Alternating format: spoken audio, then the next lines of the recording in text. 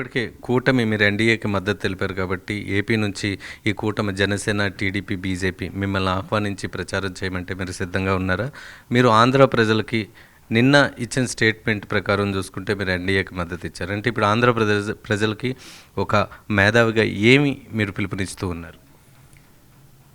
నేను రెండే మాటలు చెప్పేది. ఒకటి, ఒక అద్భుతమైన కాలంలో ఉన్నాం మనం.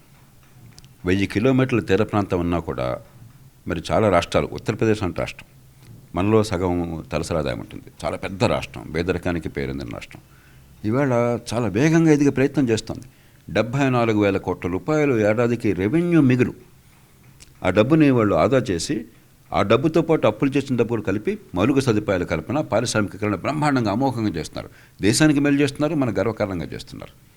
అలాంటిది తీర ప్రాంతం 1000 కిలోమీటర్ల నుండి అపారమైనటువంటి మేధావ సంపత్తి ఉండి, మరి పెట్టుబడి పెట్టే శక్తి ఉన్న వాళ్ళు ఉండి, రిస్క్ తీసుకునే శక్తి ఉన్న వాళ్ళు ఉండి, ఎంటర్ప్రెన్యూరియల్ ఎనర్జీ ఉండి, ఇప్పుడు 40-50 ఏళ్ల క్రితమే దేశంలో, ప్రపంచంలో తలమానికంగా ఉన్నవాళ్ళు కోకోలలుగా ఉన్నటువంటి రాష్ట్రం ఇవాళ ఒక అనాథగా మిగిలిపోయి, నిస్త్రాణగా అయిపోయి, బలహీనంగా అయిపోయి, అలో లక్ష్మణ్ అని చెప్పడం చాలా విచిత్రమైనటువంటిది. కాబట్టి దాని నుంచి బయటపడగలం.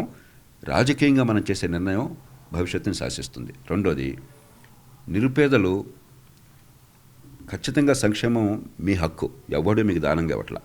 మీరెవ్వరికి రుణపడలేరు. రుణపడి ఉండాల్సింది ఏమన్నా ఉంటే, మీరెవరికి ఓటేశారో వాళ్ళు మీకు రుణపడి ఉండాలి.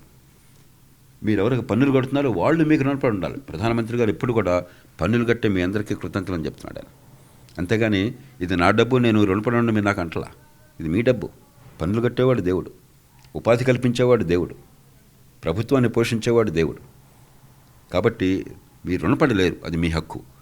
కానీ సంక్షేమంతో పాటు మీ పిల్లల భవిష్యత్తు బాగోకపోతే 20 ఏళ్ల పాటు ఇలాగే వచ్చినా కూడా మీరు ఒకసారి కళ్ళు మూసుకు ఆలోచించండి. 20 ఏళ్ల పాటు మీరు సంక్షేమం ఇట్లా అందినా కూడా మీ పిల్లలు ఇట్లానే ఉంటే ఎల్లకాలం మీద పుచ్చుకునే చేయైతే బతుకులే బాగుపడ్డట్టు. తలెత్తికి బతకాలా?